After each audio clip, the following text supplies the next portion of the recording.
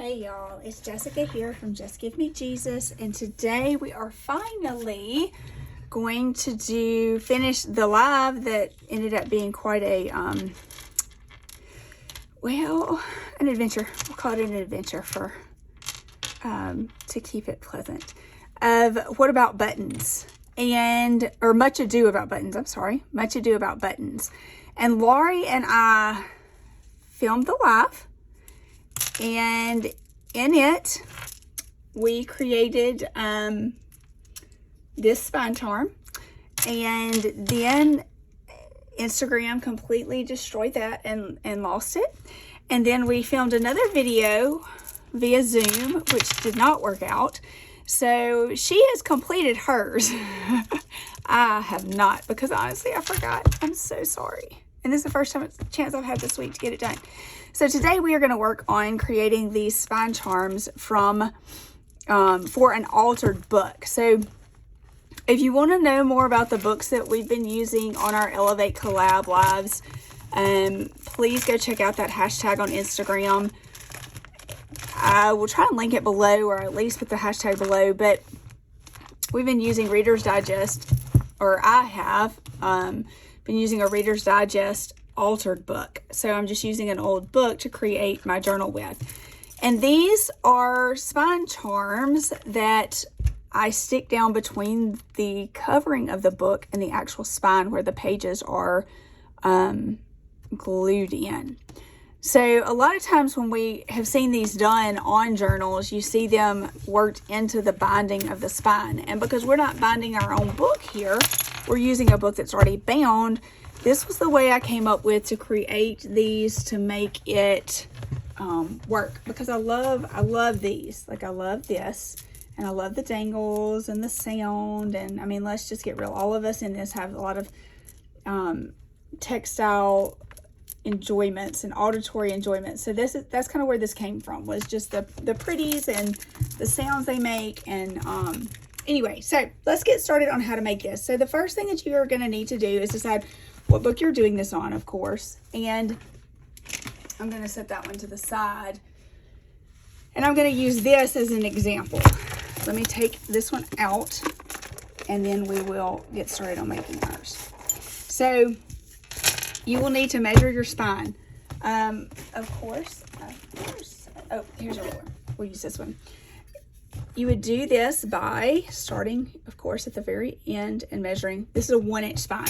So I'm going to need something a little smaller than an inch to slip down between these two edges. So I just have a piece of cardstock here. Just plain, it's not plain because it's brown, but it's cardstock, okay? It's not super thick, but it's not super thin.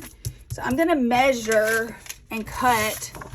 I'm actually going to double this because I'm going to fold it in half. So I'm going to measure just under 2 inches and cut it just like that. And then I'm going to fold this in half. Now, if you'll notice, this is not longer than my book. I could cut it a little shorter, and I might, just because it gets a little harder to push down the further it goes down into your book. I don't want it too short because I like it to stick down in there good. But I'm going to do it about like that. And the next thing I'm going to do is fold this in half. That's really difficult, and you can all do that, okay? That's just not that hard. I got to do it to be able to make it. So it's actually more harder than it looks. It doesn't matter. It doesn't have to be perfect. That's the good thing about all this. None of it has to be perfect, okay? Now, the other thing that you're going to need to do, and I do this, you may not need to, but I do feel like over time it's going to, the string will wear away at your hole at the top. So I do like to put, y'all, every time I do this video, I can't think of what these, an those things. A Brad. No. Somebody's gonna correct me. I know. Let's see. What does this say this? I know this. Like, I know. No, that's not my language. Eyelet. An eyelet. See, I was close. An eyelet. Same thing. Okay. I'm going to use an eyelet just to add some stability to the top. So I'm going to punch my little bigger hole, because those are a little bigger eyelets. The size really does not matter. Kind of close to the top where I have folded over. So this is doubled. Punch to that. And I'm going to use my crocodile to cinch it down. So now that's more stable than it just being hooked onto paper. Okay. Then I have this twine because my dear friend Lauri at Measure Once Cut Twice sent it to me. And I have used it more than I ever dreamed I would. And I'm going to just get a lot of twine. I never measure these. I probably should, but I never do. So there's that. But basically, I'm just going to kind of pull it out. Now, you could measure. You could say, okay, I want 6 strands. If I wanted 6 strands, I'm going to make sure I have 12 links of this because I double it. This is not super thick. 5, 6, 7, 8, 9, 10. I'm not doing 6. 6 is a lot of strands, and I personally don't want that many. And I've already lost my scissors. There they are that I just had. Okay, there we go. So I've got 5 cut. Now I did 2 things one time. One time, well, I'll show you that in a minute. I'll go back.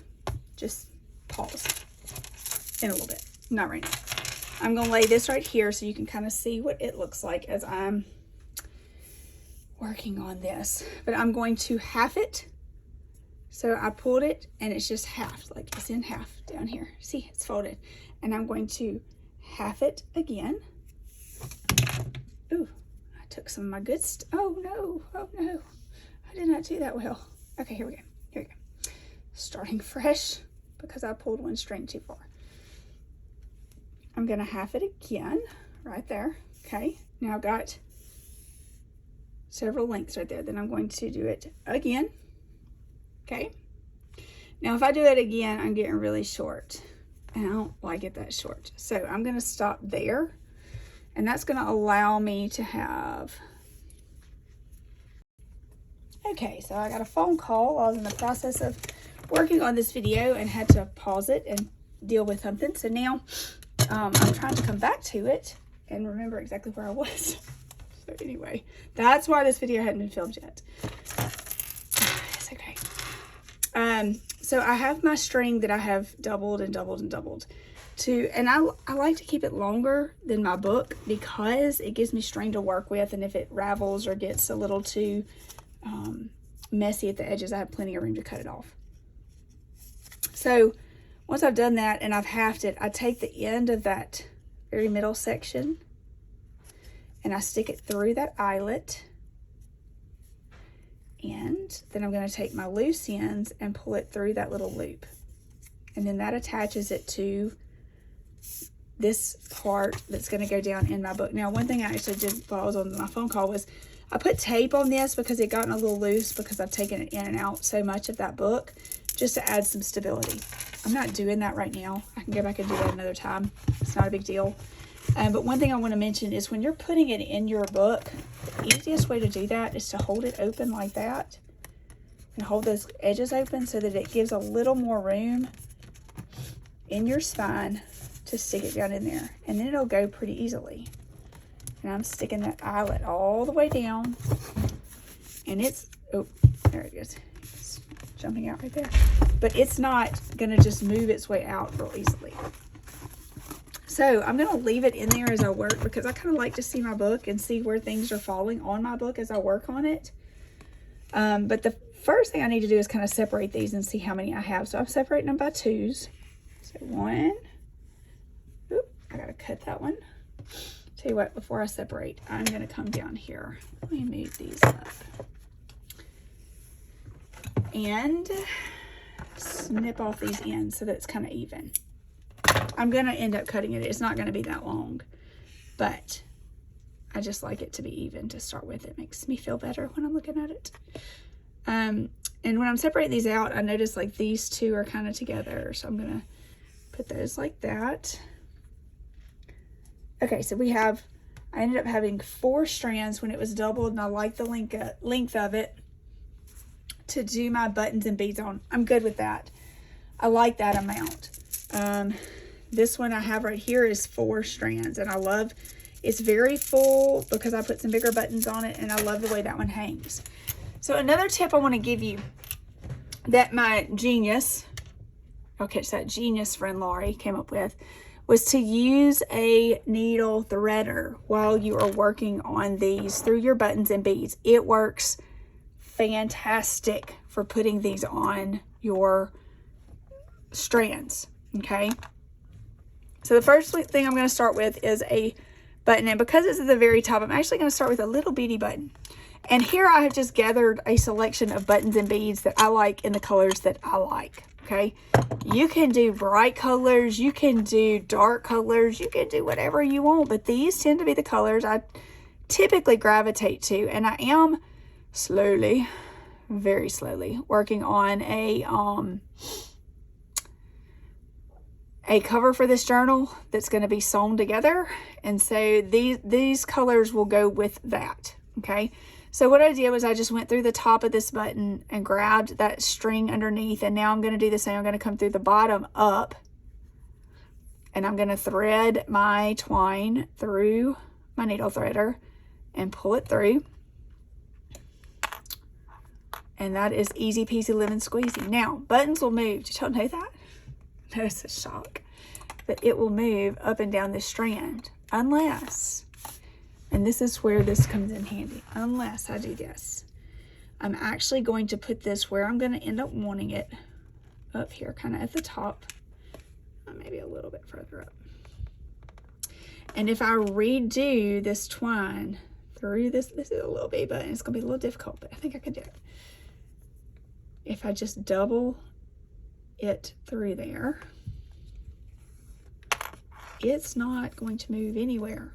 That button will be very, very stable on this tassel or charm or strings or twine, whatever we're going to call it. But it ends up being so stinking cute because it's a button. Buttons are so cute. And sometimes we collect them and we don't even know what to do with them. So these are some fantastic things you can do with your buttons. Okay, so there's that one. Now let's pick I tend to like to go with the bead next. I'm just gonna pick, this is like a cheap bead I got at Walmart. I'm gonna pick one of those. Same thing here. I put my needle threader through my bead. Whoop. Hopefully the bead's actually open in there. I think it is, yeah. And then I'm gonna come up here and grab my twine, string, whatever it is, and just pull it through that bead. Then I'm gonna put the bead kind of where I want it. I like to give a little room. I don't measure, just a little room. I use my eye. And then I'm just gonna tie a knot because that bead does not have a very large hole. If it does, you may want to put a smaller bead under it or do a double knot there to hold it. Okay, so I've got button bead. I'm gonna pick a bigger button this time. No, I don't like that with that. Let's go with that button. This is why I like to lay it out. I like to look at how it looks together. And I'm going to thread it. And remember the trick I said about threading it twice? Do that again. Every time I put a button on, especially if it's a 2-hole, I'm going to thread it twice. Now I have found if it's a 4-hole button, and I'll show you, I'll try and pick one of those next. I actually have a thought that I didn't try this, and I may try it and just see how it works. But the buttons that have 2 holes in them, this tends to work really well, just threading it twice through. I have not had them move at all since I started doing it this way. All right, so we've got a button, a bead, a button. I tend to do another bead. Yep, I like that one. Maybe. Do I want to do a big bead? Let's do. No, that's gonna be hard to get that through. But we're gonna try it. I don't know if I can do that. I wonder if I can push it through.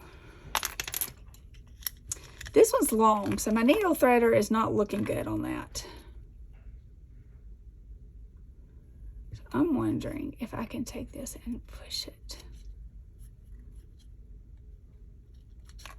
through. I don't know that this is going to work, but I do know that I'm going to try it. Oh.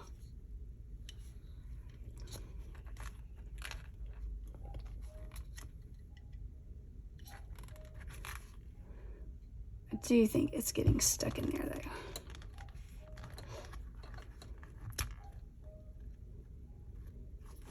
That's not working. Okay. Next, we'll try this pretty bead. My needle threader will fit through there. And I will say what I can do, and I've done in the past, is get some floral wire. If I felt like I couldn't live without that button, that bead, you can get floral wire and half it just like a needle threader, and put it on there with that. But I don't feel like I have to have it right now. If anybody needs to see that, let me know. I can do a little video on that. Okay, there we go. Now another button, pretty button. What do we want? Let's see here. What would be pretty? Oh, but that's, yeah, buttons. I got confused. I was like, wait, do I want a button? Oh, a blue. Yeah, let's do that blue. Oh, I can try this now. Don't know that this is going to work, but I do know that I'm going to try it. All right, I want to flip these around so that it's facing the right way. Ah. I think I just totally twisted that. Okay, let me do that. It doesn't matter because when it hangs, it's not going to matter, but it just matters in my brain for the moment. No, that's not going to work the way I want it to. Okay, I'm going to do it like this. Come up, and I like to crisscross it, so up, and my yarn is getting a little frayed at the end because I was pushing it through that big button, that big bead. I was trying to, at least. It was not working, but I was trying. Okay, now.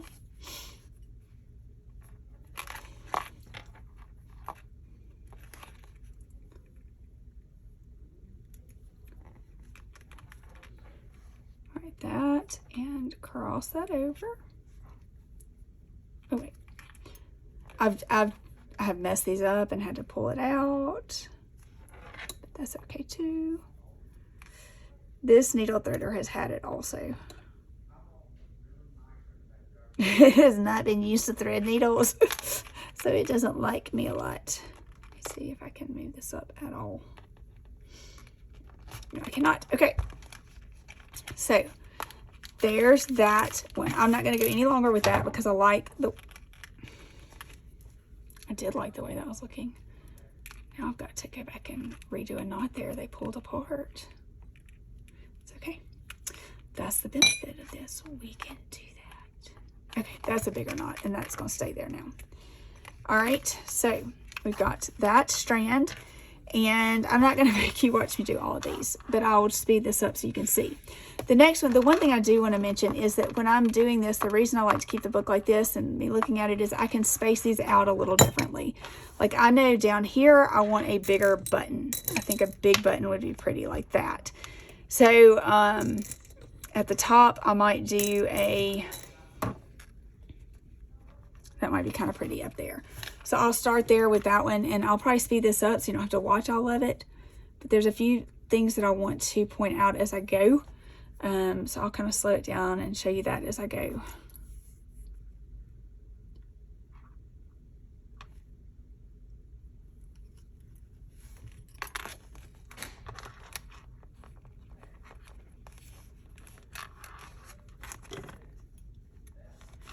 One thing to mention is sometimes I do not worry about doing all 4 of the holes.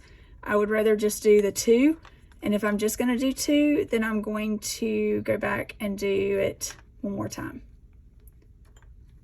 So it's not like I'm really saving time with it. It's just because I like the way it looks with the 2 done. I'll make sure that's good and at the top when I start this.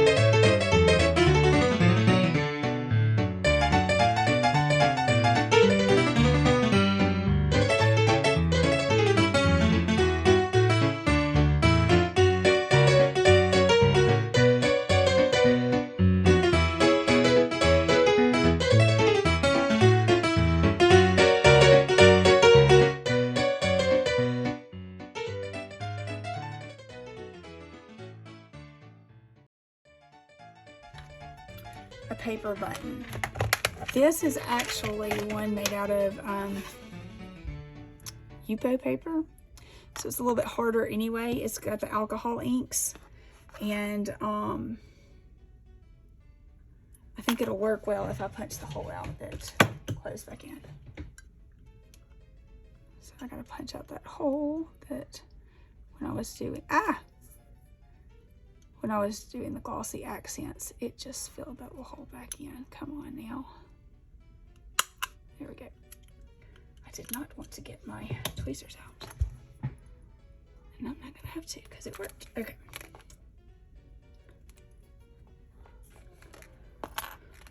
But I have a thought.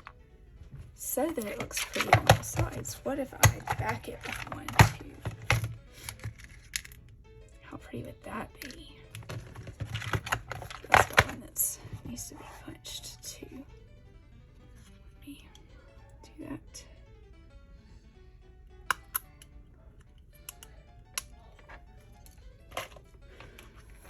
Alright, so I'm not worried about gluing it together because it's going to be together. So these aren't even. There we go. It'll work. On here, it will be kept together by the string. So I'm not worried about gluing these together. Oop. Up from the bottom. There we go. They may not be perfect, but they're gonna be so cute. Let me get my bead there. Ooh, these are where I like them. Right there. And then one more time. Through. Come on now. Needle threader. Oh, I forgot that was really tight there.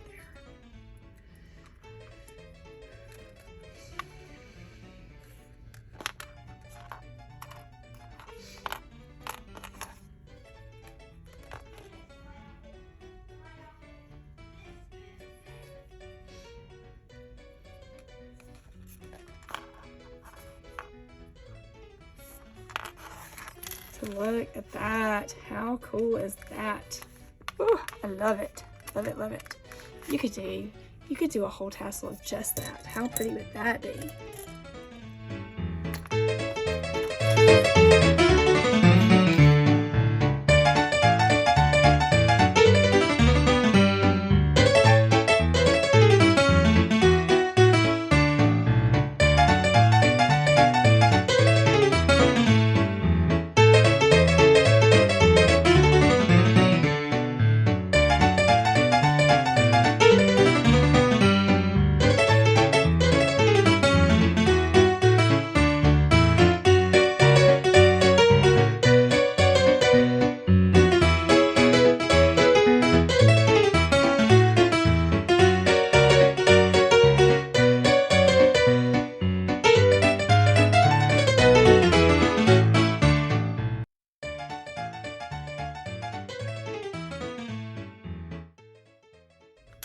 How many of you have these half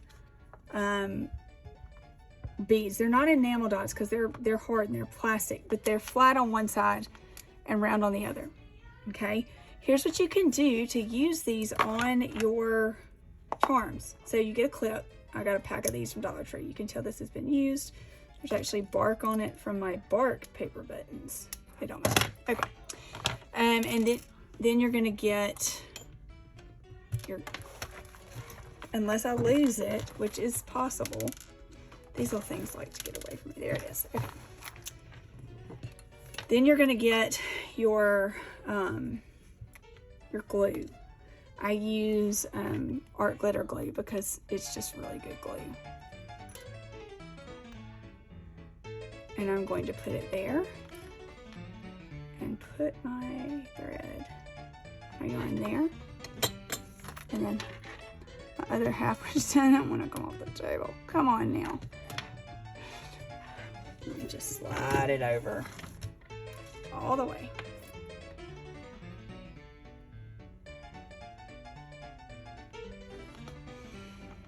And now it's on there, matching. Okay, once you get it matched, clip it.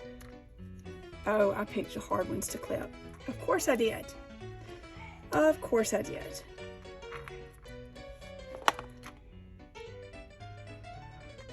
I love making things complicated. Anybody else? Anybody else with me? This was supposed to be so easy. But these sit in a box and I don't use them. And this is a great way to use them because then they get on here and they're so pretty. I'll show y'all. So on this charm, I do have, I did some paper buttons like that right there. They're glued back together. This little bow, hang on, it got stuck. Right there had flat backs and I glued that together. And I loved that one. On this one,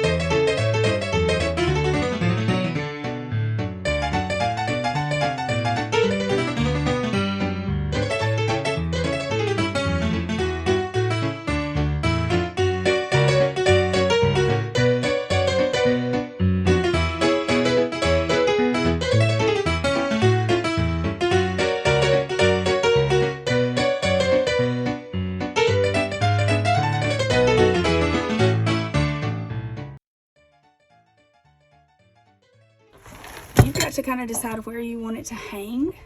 I don't like for it to really touch the ground, so I'll probably trim it right there. And then you have your nice little charm for your book.